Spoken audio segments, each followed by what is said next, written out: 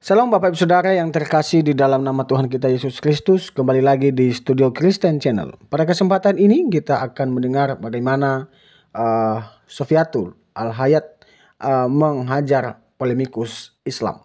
Mari kita dengar bagaimana diskusi mereka. Tuhan Yesus memberkati kita.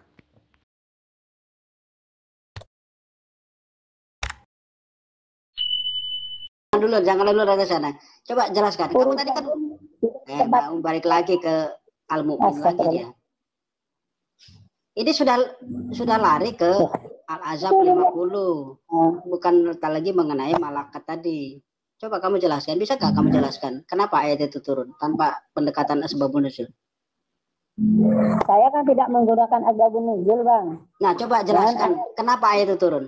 Ayat Al-Ahzab 50. Itu kan ayat turun di Madinah, Bang. Di saat Nabi Muhammad kehilangan istrinya Siti Khadijah. Kamu waras. Jadi Nabi Muhammad itu kehilangan istrinya di Madinah, maksudmu? Oh, di Madinah. Ayat itu setelah turun setelah Nabi Muhammad ditinggal wafat. Suaramu diperbaiki dulu tuh, suaramu tuh kayak tenggelam di dalam sumur Buddha. Sengaja dia. Ngomong nggak jelas, umi, ngomong itu yang jelas. Jangan suaramu kayak di sumur Buddha, ngecemeng, orang nggak dengar. Ini rekaman loh saya ini. Saya menggauli babu, begitu dong bangga. Suara kayak umi. Suaramu tuh kayak di dalam sumur Buddha, atau nggak?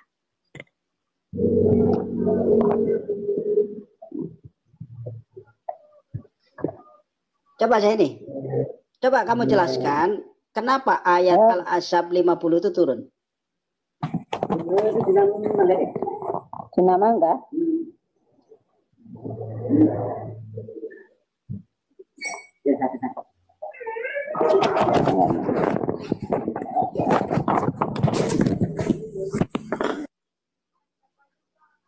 Hilang lagi, Pak Paladu, hilang lagi dia. Hilang lagi ya? Hilang lagi dia. Itu ada di bawah saya ini.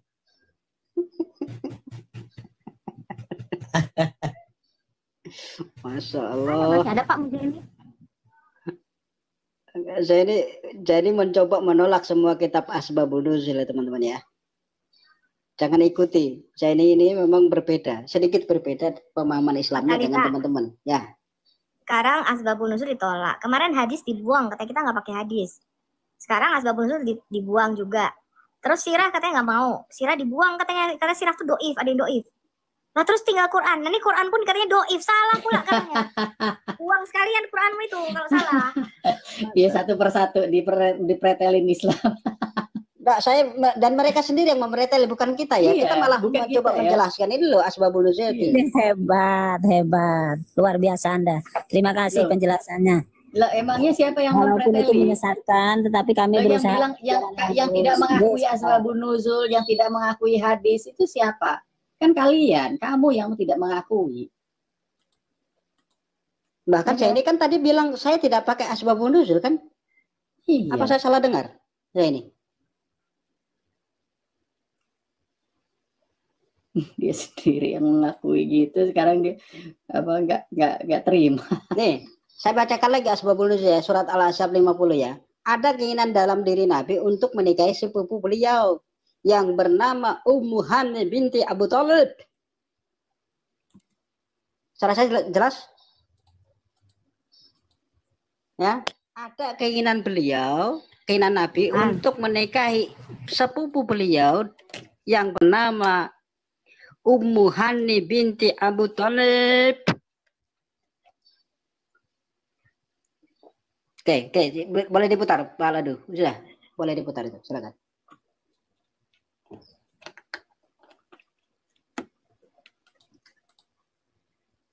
Bahasan budak, saya tadi belum sempat jelaskan poin ini. Salah satunya adalah kalau budak wanita digaulin oleh tuannya, dan ini memang tanpa pernikahan, hukum syar'i begitu. Dan kalau dia hamil, dia punya anak, maka dijelaskan dalam buku fikih namanya Ummul Walad. Kalau teman-teman baca buku fikih, judulnya Ummul Walad. gitu kan. Ummul walad ini maksudnya adalah si budak tadi hamil dari tuannya. Seperti kasus Maria radhiyallahu anha hamil dari Nabi SAW, sementara Maria bukan istri, hamba sahaya. Lahir Ibrahim, anak Nabi SAW. Dan dalam hadis kata Nabi SAW, Ummul walad, budak yang akhirnya hamil dari tuannya, akan menjadi bebas dari keterbudakannya setelah tuannya meninggal dunia. Dan hukumnya adalah hukum anak. Anaknya adalah anak, sah. Seperti anak dari... Turunkan. Ya, jangan panjang-panjang. Zaini, ya. Itu ustadz yang jenggotnya banyak loh. Saya yakin ilmunya lebih banyak dari kamu karena jenggotnya lebih banyak.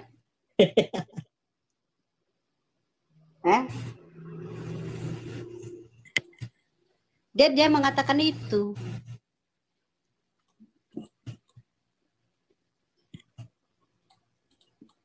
Diam lagi, hilang. Berarti Pak Talita, Ya. berarti dia tadi sudah mengatakan bahwa bagindanya bersinah. Iya, tadi jelas dia katakan. Parah saya ini nih. Kalau ayat ini benar, kata dia, asbabun nuzul ini benar, maka dia katakan tadi seperti itu. Ya, saya bacakan lagi. Al-Azab. Ini. Jadi jelas ya, Nabi Muhammad itu menggauli babu. Itu kata Khalid Basalamah. Ya, bahkan saya bisa menunjukkan bahwa akad pembantu ya. Kalau versi kami mempelajari itu nggak ada yang seperti itu. Memang tujuan Anda kan mengambil kata-kata orang yang bukan wahyu untuk mempelesetkan kamu. Karena itu biasanya orang yang seperti Anda itu mencari titik lemahnya. Tidak ada di dalam Al-Quran yang seperti itu. Menggauli atau mengawini itu hal yang tidak nggak ada, Mbak. Itu yang hanya versi manusia yang tidak tercantum di dalam Al-Quran. Itu hanya tafsir, banyak ayat, banyak hadis palsu, bahkan dipalsukan. Jangan asbabun nuzul. Al-Quran saja mereka orang kafir itu gak mau.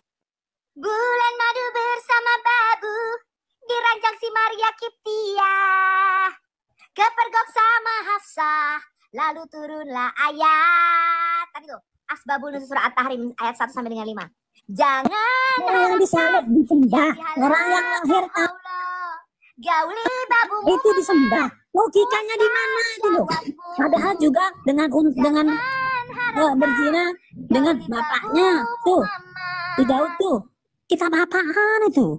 Zaini, evaluasi diri itu loh. Ayat-ayat hadis. Dengerin kata Khalid Basalamah nih, Nabi tukang gauli babu. Geser ke bawah dikit, Pak Ladu, geser ke bawah dikit biar nggak kelihatan ininya, biar nggak kelihatan apa. Al-Quran itu manusia. Biar nggak kelihatan alamatnya itu. Sendiri tanpa ayat. Kalau istilah adalah la taqrabuz zina. Tidak boleh melakukan zina. Nah, mendekati zina saja tidak boleh. Nabi sebagai uswatun hasanah tidak mungkin melakukan hal silakan diputar. Kecuali orang-orang itu. Zaini dengarkan dulu deh Zaini. Kan beliau. Zaini dengarkan dulu, ini ulama yang jenggotnya banyak nih Zaini. Anda kan seperti itu. Jadi Zaini dengarkan dalam peperangan ini menjadi budak wanita. Hukumnya sama, dibebasin lebih mulia. Dinikahi boleh. Tetapi karena mereka budak, hukumnya Allah SWT tinggalkan, memang boleh digaulin. Allah sebutkan dalam Al-Quran itu. Ayat mana yang bilang seperti itu? A'udzubillahi minasyaitonirrajim. Yang bilang walladzina li furujihim hafizun illa ala azwajihim aw ma malakat aymanuhum fa innahum ghairu malumin. Mereka orang-orang beriman adalah yang selalu menjaga kesucian kehormatan kemaluan mereka kecuali pada istri-istri mereka atau memang yang didapatkan dengan tangan kanan mereka. Allah halalkan, gitu kan? Memang sudah begitu. Disebutkan oleh beberapa ulama, apa hikmahnya sih sebenarnya? Pertama, karena dia budak, ya, bisa diperjualbelikan, maka dengan terhalalkannya cara seperti ini dalam syariat, maka si tuan akan memberikan hak si budak tadi, memberikan pakaian, memberikan naungan, gitu kan? Menyiapkan tempat tinggal, karena disuruh oleh Nabi SAW tadi, budak harus dilakukan seperti itu. Yang kedua, salah satu cara pembebasan budak, saya tadi belum sempat jelaskan poin ini. Anda dengan orang-orang yang berpahanan dahulu. Mengerti kok itu, saya paham. Ini tadi udah jelaskan ayat yang tadi terkembilan kehormatan, ternyata kemaluan. Nama lakat aimanukum. Nabi Muhammad jadi Anda apalagi jangan haramkan marah yang dihalalkan Allah.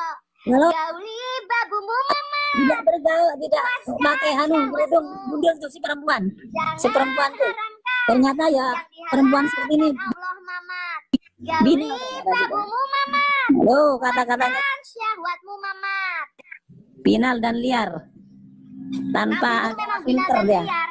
Makanya Wah, Nabimu itu kasihan. diberikan kekuatan Ya. 30 lato laki-laki. Nabimu itu diberikan 30 kali kekuatan lato-lato. Kenapa? Peliharalah keingkaran Anda dan bertahanlah di neraka. Kami tidak mau ikut Anda. Silahkan. Kalau Anda mau yang seperti itu, cari banyak yang menyatakan dia Islam berkontradiksi dengan Al-Quran. Apalagi Anda gauli babu. yang memang tujuannya untuk melemahkan seperti itu. Nabi Muhammad tukang zina. Jadi Nabi Muhammad kasihan. Terima kasih karena di sini sudah tidak kondusif, saya mau izin. Nabi Muhammad tukang bersih. Ini aja Bang Muja nih. Nabi Muhammad gauli babu. Kabur begininya. Puas saya. Sofi udah kabur kadang-kadang lagi Bu Sofi. Memang saya ini agak sedikit berbeda ya mamanya. Jadi Dia saya memang bantah. agak ini, enggak kayak yang ini kebanyakan dia. Dia bantah berbeda. semua Bukan penafsiran berbeda, bukan berbeda. Jadi sebetulnya Iya. begini, dia berusaha menutupi kebejatan nabinya dengan memoles ayat-ayatnya itu di apa istilahnya dipoles ya, dibuat lebih halus gitu ya. Tapi faktanya memang ulama-ulama yang terutama seperti tadi Pak Ladu ada videonya, mereka para ulama itu mengakui perbuatan nabinya seperti itu, tidak terbantahkan. Jadi biar gimana pun si Muzaini ini nggak bisa mengelak dari situ, walaupun dia berusaha menutupi aib-aib dari nabinya, ya fakta itu. nggak bisa mengelak, tetapi harus leave it, tinggalkan. Kalau tinggalkan dia takut nanti warisannya hilang. Nah, pondok itu hilang nanti Pak.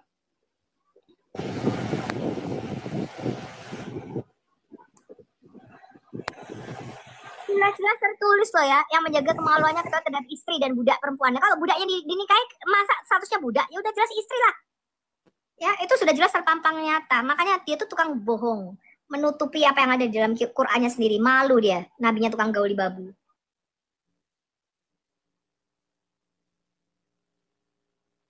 Biasanya nggak pernah terguncang Zairi itu. Dia mau lari, Ustadznya berkata begitu juga.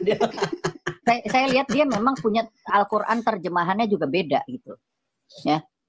Jadi memang dia sendiri sudah menolak ayat-ayat Qurannya. Ya, Dia sudah, ya. Jadi terjemahan yang umum, yang sudah umum itu dia pun tolak gitu. Harus tambah kemenak dia tolak memang. Ada jijik sama nabinya. Kasihan ya. Jadi kalau kamu bisa dengarkan, ya tinggalkan aja lah. Kalau kamu capek kamu bela, nggak bisa dibela. Malakat itu artinya memang hamba sahaya. Ya, kamu tidak bisa memoles itu. Farji, faraj, furuj itu tidak bisa membaca. Itu artinya kemaluan. Memang kehormatan diterjemahkan. Tetapi kehormatan kepada wanita itu terletak kepada sisi itu memang. Ya. Jadi hanya dipersoft, dilembutkan bahasanya, mendatangi diganti menjadi melewati, memasuki diganti menjadi mendatangi. Itu memang cara-cara untuk memperhalus sebetulnya. Tetapi tidak menghilangkan arti bahwa memang kalian akan seperti itu gitu loh. Ya. Tetapi sebagus-bagusnya orang, ya, saya tampilkan ya. Bahkan di ayat kalau nggak salah itu ayat 74 surat, sebentar saya lihat ya dulu ya, surat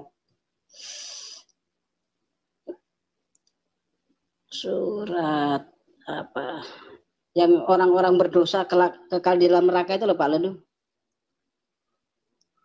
Asyukrub ya kalau nggak salah itu. Coba Pak Ladu. Asyukrub ayat Asyukrub 74.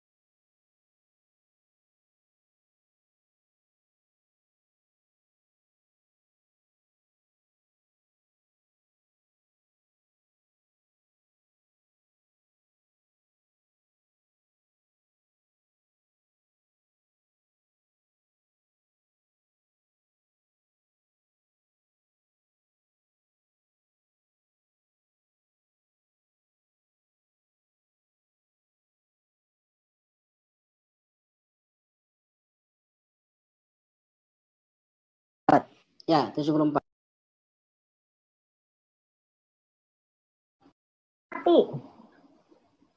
Surah Az-Zukhruf ayat 74. Ya.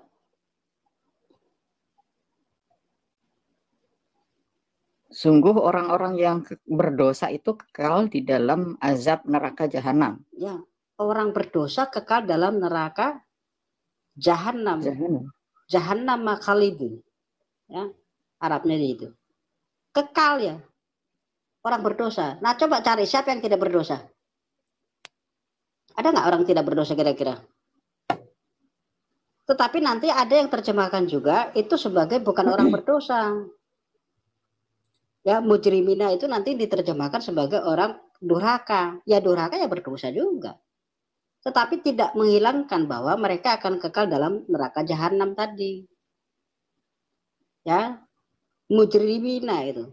Ada diterjemahkan orang-orang berdosa, ada menerjemahkan orang-orang durhaka, ada orang yang menerjemahkan sebagai apapun itu, tapi tidak menghilangkan bahwa mereka itu akan kekal dalam neraka jahanam. Tetapi yang sebetulnya tepatnya orang berdosa itu akan kekal dalam neraka jahanam. Itu secara harfiah terjemahannya, tarjimnya. Ya. Dan itu bukan kata saya. Kata terjemahan Kemenak yang lama. Orang-orang berdosa itu akan kekal dalam azab neraka jahanam. Coba ada nggak orang tidak berdosa? Maka selama ini Anda memahami bahwa neraka itu adalah cucian. Kacian deh loh. Ayat ini mengatakan kekal kok. Mana yang Anda mau pakai?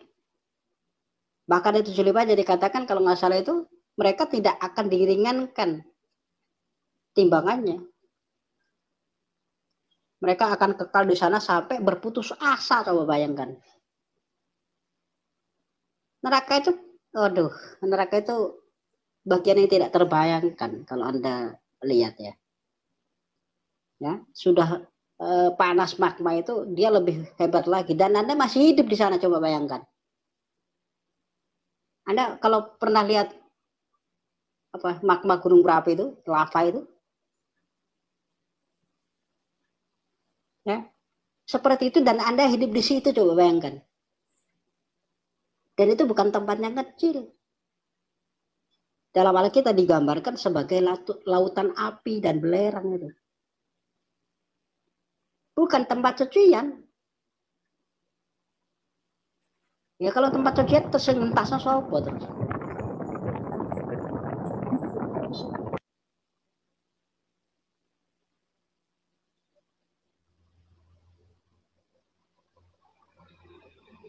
Rey. Ya, salam Bang. Salam atau assalamualaikum. Ya, salam atau assalamualaikum. Rey. Salam. Salam Bang. Ya, Kristen atau ke Islam terus Rey? Kristen Bang. Kristen. Ya, apa yang mau dirasukan Rey? Silakan. Nggak tertarik dengan bidadari Rey? Aduh, gimana ya? Kalau saya kan nggak ngerti kitab orang. Saya kan taunya rindunya sama Yerusalem baru aja. Yes. Oke. Jadi ya, jadi nggak bisa jawab lah kalau kitab orang kan. Jangan tertarik dengan 70 bidadari ya, Rey. Amin Bang. Amin. Yang di bumi aja kita lawan satu aja nggak mungkin kuat selamanya, apalagi 72 bukti Terus tuh. ada yang mau ditanyakan gak Rey? Mumpung ada Tosi nih. Kebenaran abang saya baru buka, jadi saya belum mengerti topiknya ataupun temanya ini, jadi saya nyimak aja dulu ya. Oke. Monitor ya. Saya tanya Bang ya. Makasih Bang udah dikasih. Ya, terima kasih. Tuhan Yesus berkati, Rey. Jadi itu ya, saya lanjutkan sedikit ya. Jadi jangan ada pikir neraka itu seperti apa ya, tempat yang bahkan di Alkitab digambarkan itu sebagai lautan api. Ya. Digambarkan di sana. Aduh, bayangkan, coba Anda lihat lava deh. Sekali-kali Anda naik gunung, ya, Anda lihat itu, ya, gunung berapi yang apa? Kalau pagi-pagi dia mengeluarkan asap itu, Anda naik ke atasnya, seperti Gunung Bromo, Gunung Merapi, gunung yang masih aktif itu. Anda coba kalau ada tempat melihat ke dalamnya, bayangkan itu seperti lautan api dan besarnya tidak tanggung-tanggung. Ya, dan Anda masih hidup di sana, coba. Anda dikatakan kekal dalam neraka jahanam. Ya. Coba bayangkan. Bukan hanya air mendidih, kalau air mendidih sih ya.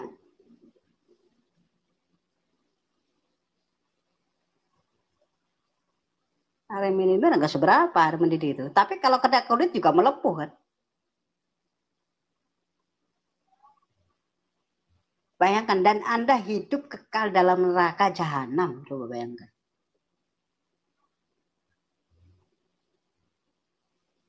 Ngeri. Ya, makanya jangan salah milih Tuhan. Ya, pilihlah Tuhan yang benar-benar Tuhan dan bisa menyatakan dirinya dan menyelamatkan manusia, bukan yang menyesatkan. Ya.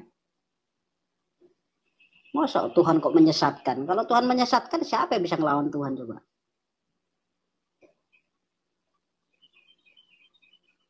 Itu penting sekali ya. Silakan lanjut, host.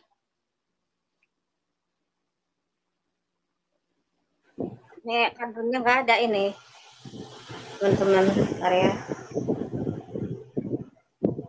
Nih, ayo naik, udah kabur semua kadernya.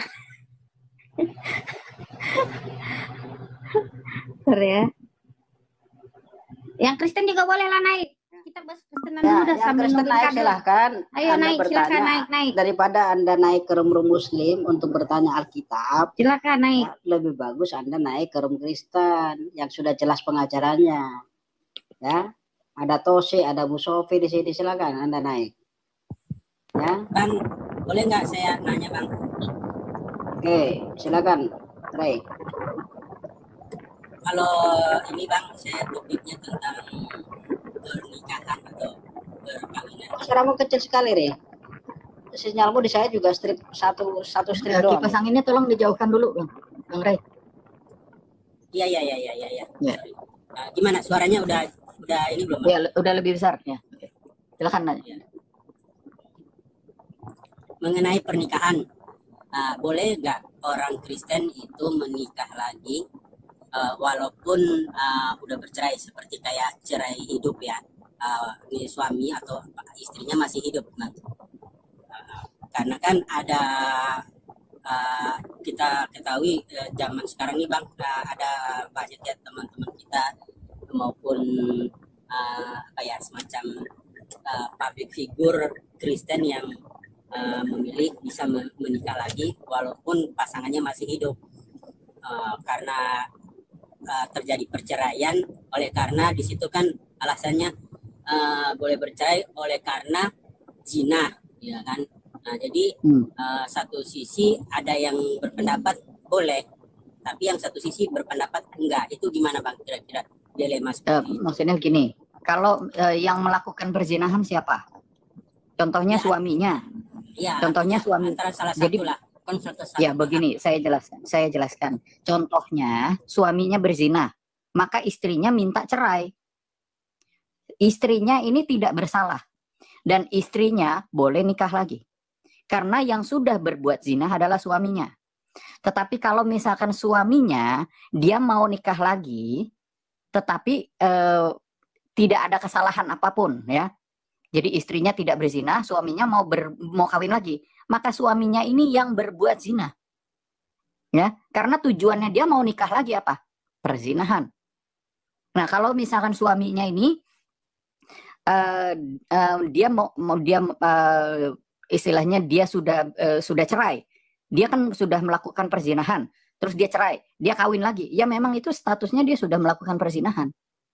Jadi barang siapa yang melakukan perzinahan dulu, nah siapa yang diceraikan, siapa yang apakah istrinya itu diceraikan karena dia itu pengen kawin lagi, Nah, istrinya ini boleh dia tidak bersalah dan dia berhak atas hidupnya untuk dia kawin lagi. Begitu. Gitu, Pak. Oh, jadi gini, Bang. Berarti itu ada kesalahan ya, karena kan ada pendeta yang mengatakan walaupun salah satu pasangannya itu terbukti berzina, si istri atau suami itu nggak boleh kawin lagi. Berarti itu salah ya pendapat itu ya, Bang? Iya, sekarang kan di dalam Matius pasal 19 ayat 4 dan 5 kan di situ dikatakan apa yang dipersatukan Allah tidak boleh diceraikan. Nah, tetapi kalau misalkan sudah terjadi perceraian, kalau sudah terjadi perceraian, ini kan Anda ngomongnya karena sudah tadi terjadi perceraian, ya kan? Jadi kalau sudah terjadi perceraian, dilihat siapa yang melakukan perzinahan sebelumnya, itu, begitu loh. Berarti boleh ya, boleh menikah ya dalam nah, yang boleh menikah itu, misalkan gini, tadi kan saya bilang orang yang jadi korban ya, berarti korban yang jadi korban boleh menikah lagi.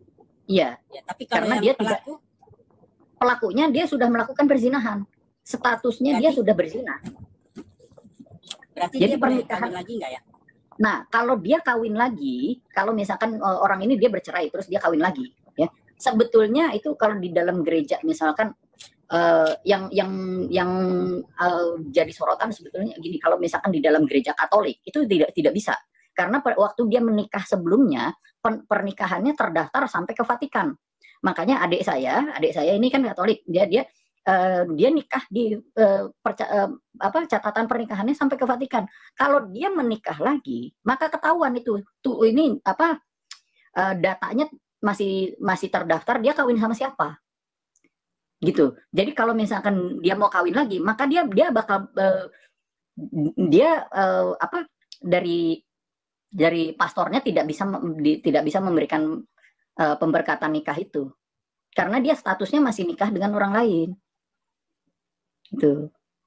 Nah, tapi kalau misalkan di dalam gereja lain ya, misalkan gereja Protestan gitu ya, itu dia biasanya banyak pastor-pastor yang dia itu karena dia tidak tahu apakah orang ini udah pernah nikah atau belum, dia udah pernah kawin apa belum, akhirnya mereka menikahkan gitu. Nah, banyak juga kasus ya di dalam gereja-gereja itu ternyata orang yang sudah dinikahkan itu terus ada istrinya datang protes sama pendetanya, Pak Pendeta, kenapa ini suami saya dinikahin? Loh, saya nggak tahu gitu. Nah, seperti itu banyak terjadi itu ya. Gini Bang, kalau yang jelas-jelas diketahui, bahkan ada juga kan pendeta yang bantu mengurus surat cerainya, terus dia memberkati pernikahan yang kedua itu kira-kira gimana ya Pak? Nggak boleh. Di mana ya, halo? Kenapa aku di-mute? Jadi gini, tidak ada di dalam Alkitab pendeta itu boleh. Bang, bentar dulu Bang, bentar. Rey, kamu Islam apa Kristen ya, Rey? Kristen dia bilang.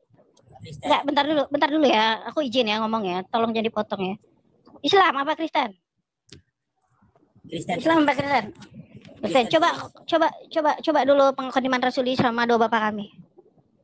Aduh, saya juga jarang Enggak, coba silakan doa Bapak kami. Kalau nggak penghormatan Rasuli silakan. Oh gitu. Doa Bapak kami yang saya tahu saya aja ya, Bapak kami yang di surga, dikuduskanlah namamu. Iya. Kerajaanmu, jadilah kehendakmu di bumi seperti di surga. Berikanlah kami pada hari ini makanan kami yang secukupnya. Dan terpujilah namamu kekal di bumi sama seperti di surga. Amin. Ya, kurang lebih katanya Kristen. Kok doa Bapak kami kok gitu? Ya, dia tidak kan hafal. Belajar. Enggak, bentar Bang Tosi, jangan dipotong dulu bentar. Jangan gitu loh. Tolong dulu ya, jangan dipotong ya. Ini saya hostnya, ntar dulu. Ini bunyinya aja beda sekali loh doa Bapak kami loh di belakang itu. Selamat siang. Entar dulu Bang Tosi, tolong saya ini izin loh, udah saya ini. Minta tolong loh. Masalah ini live ini direkam lagi disiarkan di tempat yang lain. Tolonglah. Ya. Ini Rey, saya nggak tahu tujuan kamu ya Rey ya. Mohon maaf ya Rey ya. Tapi saya dengan tegas mohon maaf ya ini teman-teman ya. Tentang perceraian, mohon maaf. Kamu kalau memang kamu benar Islam, Kristen, kamu rajin berjemaat nggak? Bergereja nggak kamu? Bergereja nggak, Rey? Bergereja. Oke. Kurang belajar. Oke, kok kau ke gereja, kau tanya hamba Tuhan di gerejamu ya. Itu udah jawaban terakhir ya. Karena saya juga kadang-kadang pindah Iya, gereja. iya, kamu tanya hamba Tuhan tidak pernah menolak untuk ditanya kau berjemaat atau enggak pun di sana. Betul nggak teman-teman? Tidak pernah menolak untuk ditanya.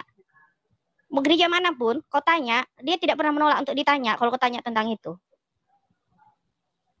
Ya, kau tanya di mana gereja manapun, kau masuk ke gereja, kau tanya tentang itu, nggak ada hamba Tuhan yang nolak untuk bertanya. Ya, jadi kita juga oten-oten. Diam dulu ke Pak Iwan. Jadi kita oten-oten juga pinter. Karena apa? Saya mohon maaf saya bilang ya, untuk pertanyaan tentang perceraian, mohon maaf saya tidak membuka untuk pertanyaan seperti itu di sini. Kenapa? Itu adalah bagian dari gereja ya, konseling. Mohon maaf teman-teman, karena gereja lah ya yang mereka untuk otoritas mereka tentang pernikahan dan konseling pernikahan. Ya, karena ini nanti jadi perdebatan yang panjang. Dan mohon maaf saya tidak membuka ruang untuk itu di sini. Ya, tidak ada untuk negatif tidak ya. Silakan Anda bertanya ke gereja. Oke?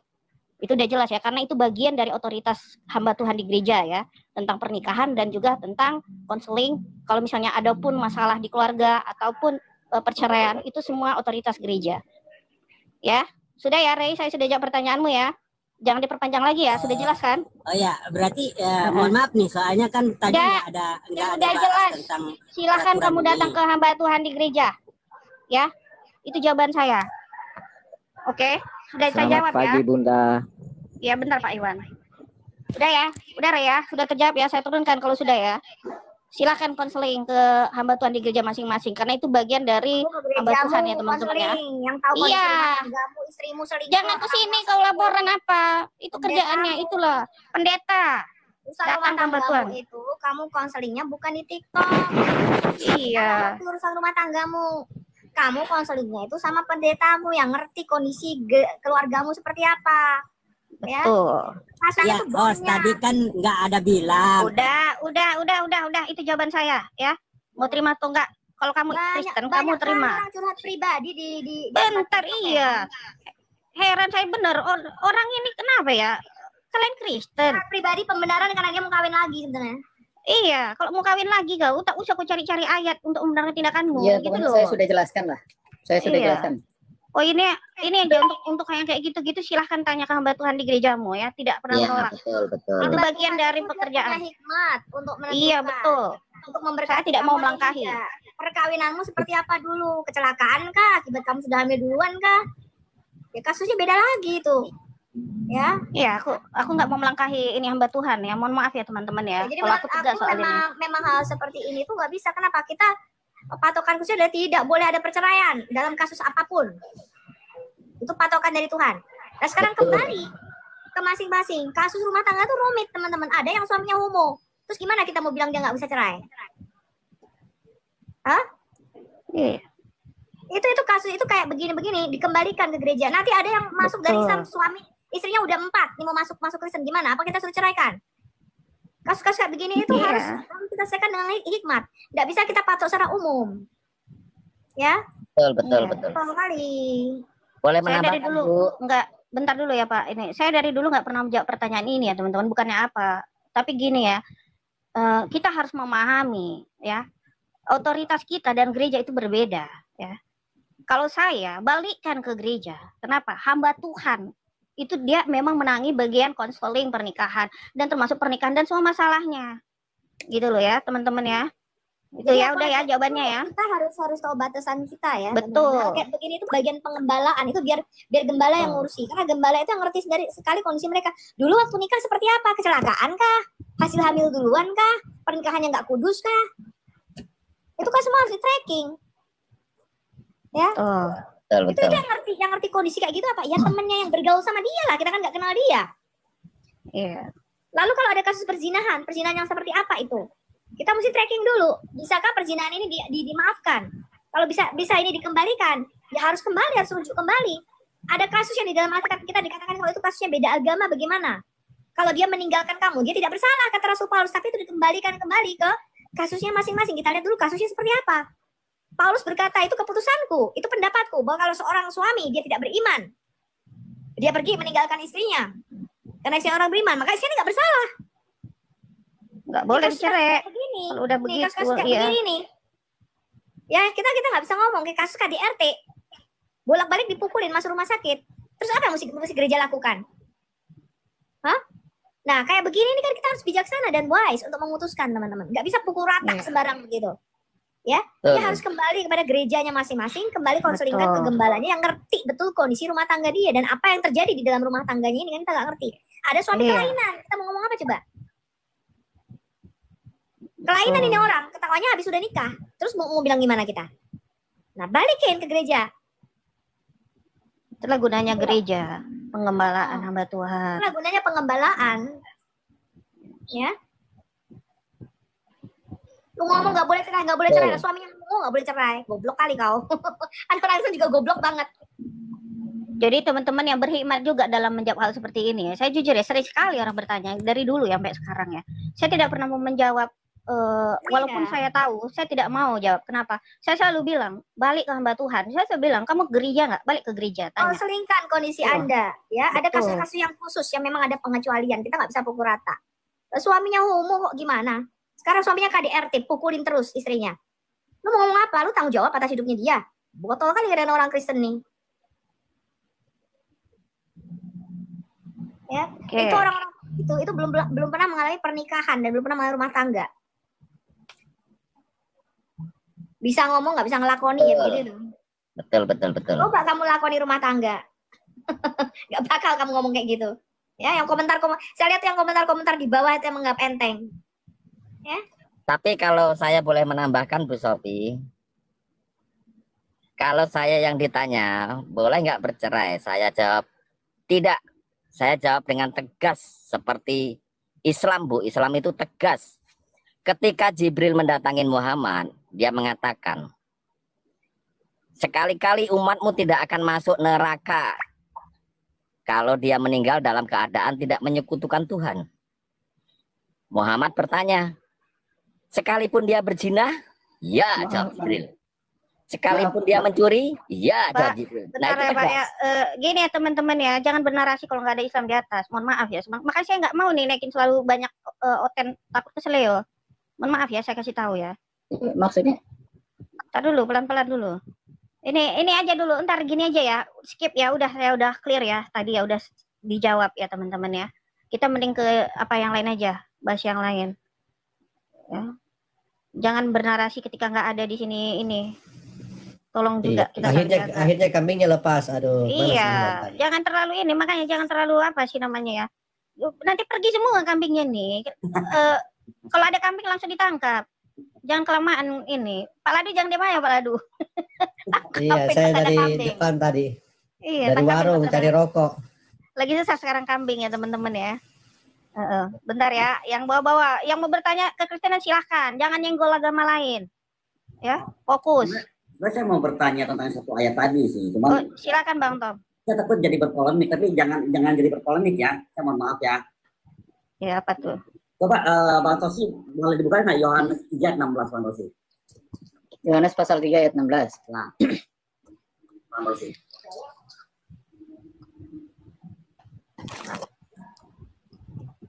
Saya nggak menyerang siapapun di sini ya teman-teman ya.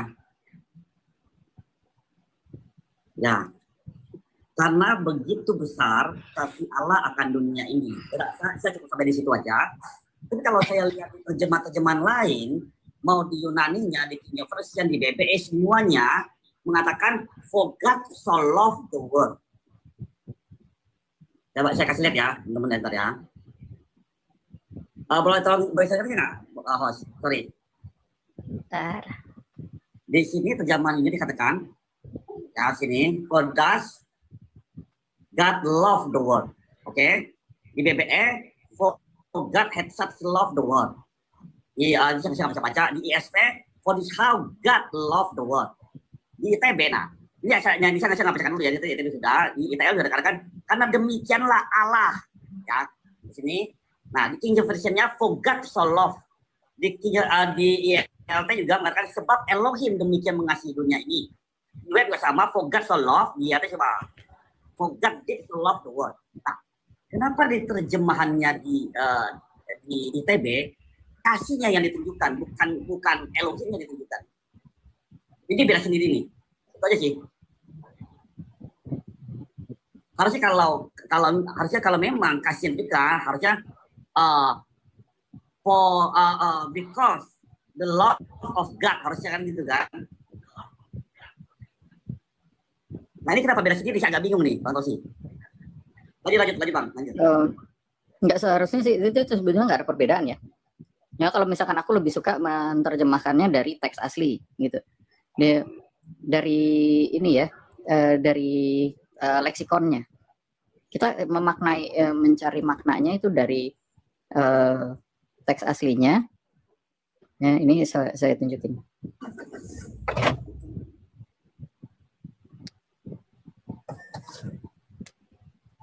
Jadi kalau misalkan ada yang menerjemahkan di luar teks aslinya, ya itu kita tidak bisa mengakui ya.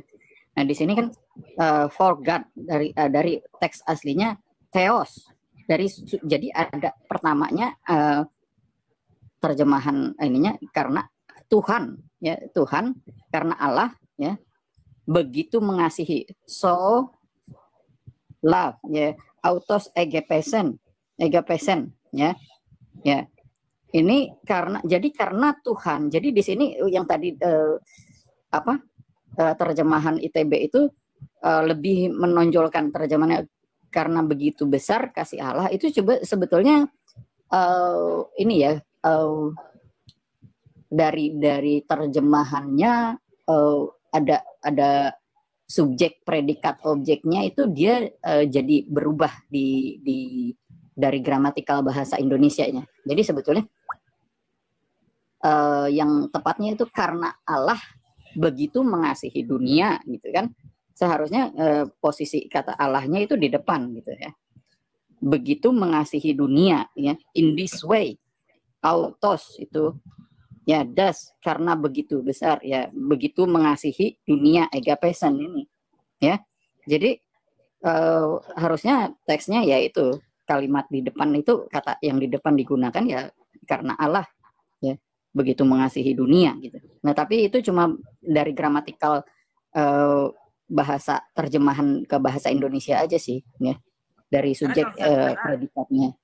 Karena kalau saya lihat yang satu menunjukkan sifatnya yang mengasihi, yang satu lagi dianya sendiri yang mengasihi dunia ini gitu loh. Iya, kalau kita baca di dalam 1 Yohanes pasal 4 ayat 8 itu ini saya tunjukin 1 Yohanes pasal 4 ayat 8. Ya. Di sini dikatakan barang siapa tidak mengasihi ia tidak mengenal Allah, sebab Allah adalah kasih. Ini di sini tidak dikatakan Allah memiliki kasih atau Allah bisa mengasihi. Bukan dikatakan Allah mampu mengasihi, bukan. Tetapi Allah adalah kasih. Jadi karena dari sini kita memaknai ayat yang kitab Yohanes pasal 3 ayat 16 itu yang penulisnya sama adalah Yohanes bin Zebedeus. Maka dari sini Allah itu adalah kasih. Jadi karena Allah yang mengasihi, ya, karena itu adalah sifat Allah. Itu adalah karakter Allah sendiri gitu. Jadi Allah begitu mengasihi dunia ini. Jadi terjemahannya seharusnya gitu. Ya. Oke, thank you Mas Tosi, thank you. Ya, sama-sama. Ya, saya izin turun ya, thank you ya semuanya ya, thank you. Iya, makasih Bang. Poinnya adalah begini ya teman-teman ya. Kalau aku gini, itu tidak mengurangi makna apapun gitu, whoever gitu. Bapa ataupun Putra, Roh Kudus itu sama-sama mengasihi kita gitu. Karena ketiga pribadi itu ada kan. Jadi nggak terlalu ini sih buat saya itu ya. Entah Bapa, entah Yesus, entah Roh Kudus gitu kan. Entahpun kalian bilang Bapa mengasihi ataupun Bapa itu adalah kasih, ini sama aja gitu loh. Poinnya adalah ya dia karena mengasihi kita, for God loves gitu kan. Itu poinnya. Itu kita ini aja lah ya. Kita harusnya mengerti lah gitu ya. Itu tidak mempengaruhi atau mengurangi makna apapun tentang pengorbanan Yesus di kayu salib. Ya teman ya. Itu. Oke, silakan. Ini tadi kemana nih tadi siapa tadi namanya? Udah pergi ya? Ayat itu bagus banget ya. Jadi begitu besar Allah tuh mengasihi kita. Pokoknya nggak ada ayat menggauli babu lah ya. Iya, karena kasih itu aja sih. Ambil poinnya lagi. Kenapa? Karena kasih gitu aja. Kalau ada ayat menggauli babu ya, aduh parah itu mah ya. Iya, siapa si Egil tadi udah turun ya? Si siapa tadi ya turun ya? Nih, yang mana lagi nih? Silakanlah, yang Kristen Islam bolehlah naik. Teman-teman ya, ini saya info ya, entah ada siapa pihak manapun yang mungkin merekam atau menyiarkan live streaming ini di aplikasi lain, it's okay buat saya, tapi tolong ya, maksudnya dipakai untuk penginjilan ya teman-teman ya, bukan untuk yang lain-lain, untuk penginjilan ya, bukan untuk komersil ya, jangan untuk komersil ya. Saya udah kasih tahu, silahkan mau ngerekam atau mau nge-live kan silahkan, tapi bukan untuk komersil ya teman-teman ya. Kenapa Bu Sofi? Aku selalu live kan di YouTube. Iya, nggak apa-apa. Untuk pengajaran, penginjilan is okay. Saya tidak keberatan, silahkan ya. Biar kiranya apa yang kita taburkan di sini juga nggak sia-sia. Oke, lanjut. Yang mau dibawa, yang mau bertanya silahkan.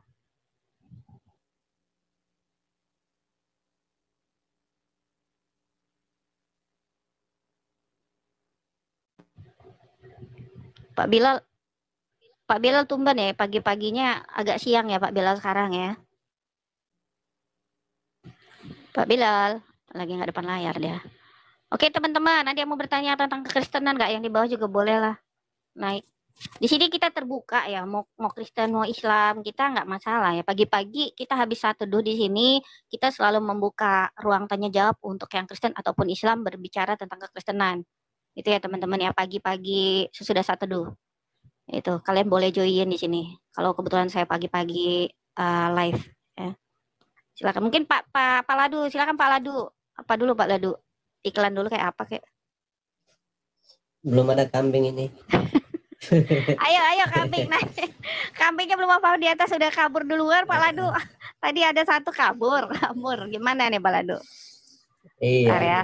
Kan anehnya loh, Pak Ladu sih udah bukain menjaga kemaluannya. Masih mereka bilang menjaga kehormatan itu termasuk apa tadi, tata cara, tata berpakaian. Apa tadi dia bilang tadi?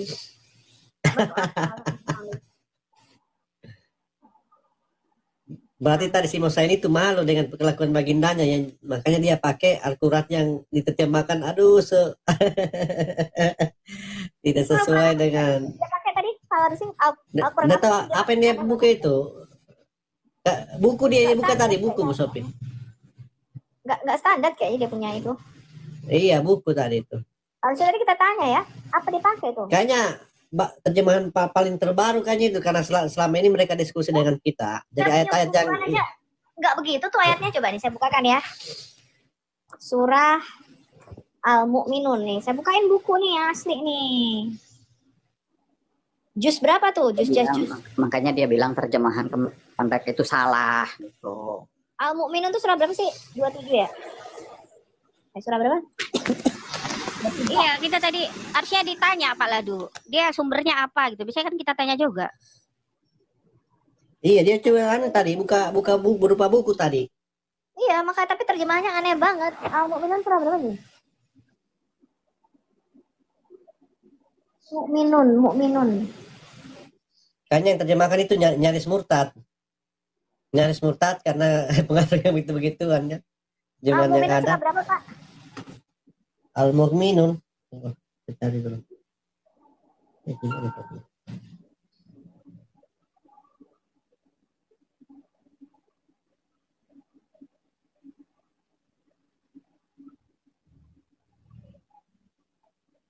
Yusuf, Arab, Ibrahim, Hijri, Maha, Isra. 23. Coba nih aku bukain ya Quranku ya, surah 23. Bentar.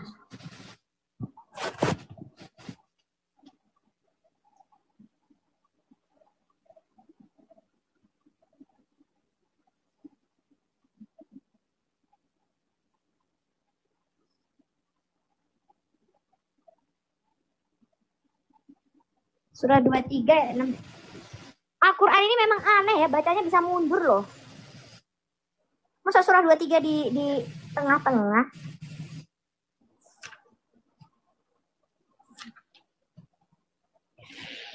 Ayat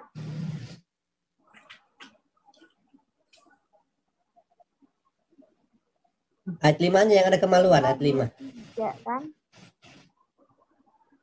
Bentar, nggak jelas ini.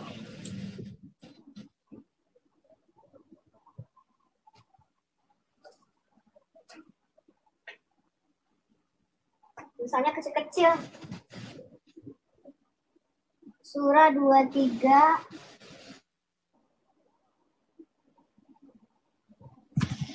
Nih, aku bacain ya. Dan orang-orang yang memelihara kemaluannya, kecuali terhadap istri-istri mereka atau hamba sahaya yang mereka miliki loh.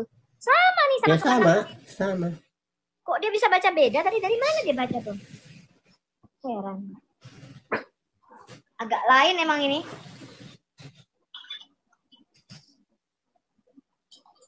Mungkin Quran terjemahan baru kali itu. Quran revisi. Quran Karena malu.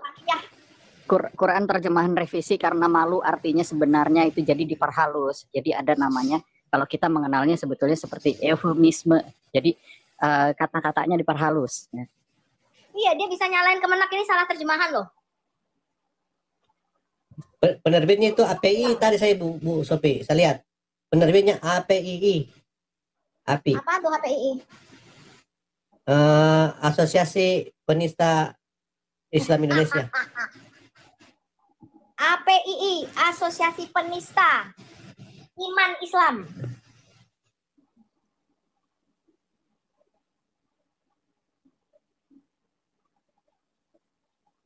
Malu dia tadi nabinya menggauli babu. Dia bilang, enggak mungkin. Nabi Muhammad enggak mungkin melakukan. Kalau begini bilang kalau kita berarti bersih, dan dia bilang. Apa? Dia bilang tadi.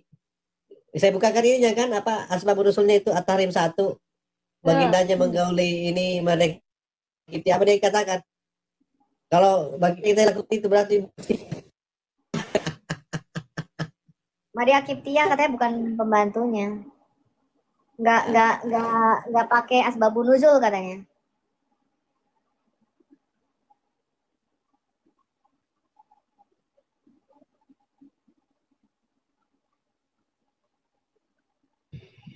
Ini kadun udah nggak ada ini, udah punah ini. Sepi sekarang kadun ya. Bentar ya. Pagi-pagi tadi tapi rame, jam sekarang udah sepi lagi. Ayo teman-teman yang di bawah share ya, teman-teman ya. Rame tapi nggak ada yang berani naik. Kenapa sekarang pada nggak berani naik ya, Pak Ladu? Tadi naik, berani dia membela Allahnya.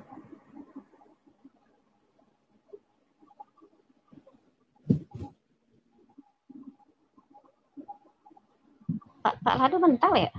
Ini ada siapa? Kopi pahit Shalom, selamat pagi. Shalom Bu Fet, galak amat ya. Tadi. Iya dong, nggak ada kambing Pak. Yo kambing pas diikat, ntar lagi mau Idul Adha kok dijual. Ada kambing, berburu kambing Pak. Iya. Tapi gini lah, saya mau komen sedikit. Aku lagi di jalan, jadi nggak bisa lama-lama. Gini dah, aku mau komen buat para kambiang-kambiang ini. Ya, kalau kamu murtad dari Islammu, ya, dan kamu masuk suatu agama baru, mungkin Kristen misalnya atau apa yang lain, atau kamu jadi ateis, maka segala hukum-hukum dan ancaman-ancaman dari Islam sudah tidak akan berlaku dan tidak akan menyentuhmu. Karena kamu bukan umatnya lagi. Ya, jadi jangan takut murtad. Karena murtad itu kamu menyelamatkan dirimu. Jadi jangan takut kamu diancam jadi kerak neraka segala macam. Jangan takut. Karena apa? Ancaman-ancaman itu menjadi ancaman kosong. Karena darah Yesus menyelamatkan. Dan menyelamatkan kamu dalam dunia dan akhiratmu. Itu aja Bu Fit. Jadi jangan takut murtad. Murtad adalah keselamatanmu dunia akhirat yang kamu perjuangkan dengan 5 kali yang tanpa ada hasil apapun. Itu Bu Fet ya. Lanjut. Di sini banyak kok murtad diam-diam Mbak. Silent viewer. Dia nggak naik komal, tiba-tiba udah minta dibaptis. Silent viewer banyak Pak murtad. Iya. Banyak kok Bu. Karena masalah perdata hukum di Indonesia yang menyulitkan mereka ganti KTP, dibully-bully segala macam. Iya. Itu. Yang nggak ganti KTP Islam asli banyak. mungkin tinggal 30% Bu di Indonesia. Iya. Nggak sebanyak yang mereka klaim. Dan mereka bilang 85% segala. Itu kan mereka narik data KTP Bu. bukan betul-betul ngecek. Data KTP ditarik. Nah, kalau KTP-nya Islam kan dihitung Islam. Walaupun dia percaya Yesus. Walaupun dia sudah dibaptis. Ya kan? Ya kita maklumi karena memang ya itulah cara mereka mempertahankan populasi nyamuk. Jadi kalau ketemu dengan nyamuk-nyamuk yang ini, yang aneh-aneh itu, semprotkan Baygonullah. Ya, itu ada tuh obatnya, Baygonullah. Disemprotkan Baygonullah sayang. Ya udah Buffet lanjut. Bang Tosi, teringatnya kemarin Bang Tosi ya, ada yang orang ngamuk-ngamuk itu. Ya. Bapak Ibu Saudara, kita sudah mendengar bagaimana Sofiatul menyampaikan tentang kebenaran firman Tuhan. Memang ada banyak orang yang menentang tentang kebenaran kekristenan, apalagi dengan kedatangan Mesias, yaitu Yesus Kristus sebagai juru selamat. Ada banyak orang yang mengeraskan hati, tidak mau percaya kepada Tuhan Yesus sebagai juru selamat pribadi mereka. Tapi pada kali ini, Bapak Ibu Saudara, kita juga akan mendengar dan melandasi video ini dengan kebenaran firman Tuhan. Di dalam Mazmur 47 ayat 1 sampai yang ke-10 berkata, Allah Raja seluruh bumi, untuk pemimpin biduan dari Bani Korah Mazmur. Hai segala bangsa, bertepuk tanganlah, elu-elukanlah Allah dengan sorak-sorai. Sebab Tuhan yang maha tinggi, Allah dahsyat, Raja yang maha besar atas seluruh bumi. Ia menaklukkan bangsa-bangsa ke bawah kuasa kita, suku-suku bangsa ke bawah kaki kita. Ia memilih bagi kita tanah pusaka kita, kebangsaan Yakub yang dikasihinya. Allah telah naik dengan diiringi sorak-sorai. Ya Tuhan itu, dengan diiringi bunyi sangkakala. Bermazmurlah bagi Allah, bermazmurlah, bermazmurlah bagi Raja kita, bermazmurlah. Sebab Allah adalah Raja seluruh bumi. Bermazmurlah dengan nyanyian pengajaran. Allah memerintah sebagai Raja atas bangsa-bangsa. Allah bersemayam di atas tahtanya yang kudus. Para pembuka bangsa-bangsa berkumpul sebagai umat Allah Abraham. Sebab Allah yang empunya perisai-perisai bumi, ia sangat dimuliakan. Puji Tuhan. Bapak Ibu Saudara, dalam kebenaran firman Tuhan ini mengajarkan kita bahwa Allah Israel, yaitu Allah yang kita sembah sebagai orang Kristen, itu Allah yang adil. Dia akan datang ke dalam dunia ini yang dia menggenapi korban yang telah Allah sediakan, yaitu melalui kematian dan kebangkitan Yesus Kristus. Maka dari itu bertobat dan percayalah kepada Yesus, maka engkau akan selamat. Kalau tidak percaya Yesus, engkau akan binasa. Ya, manalah yang kita pilih, mau binasa atau mau selamat. Demikian yang bisa saya sampaikan. Tuhan Yesus memberkati kita.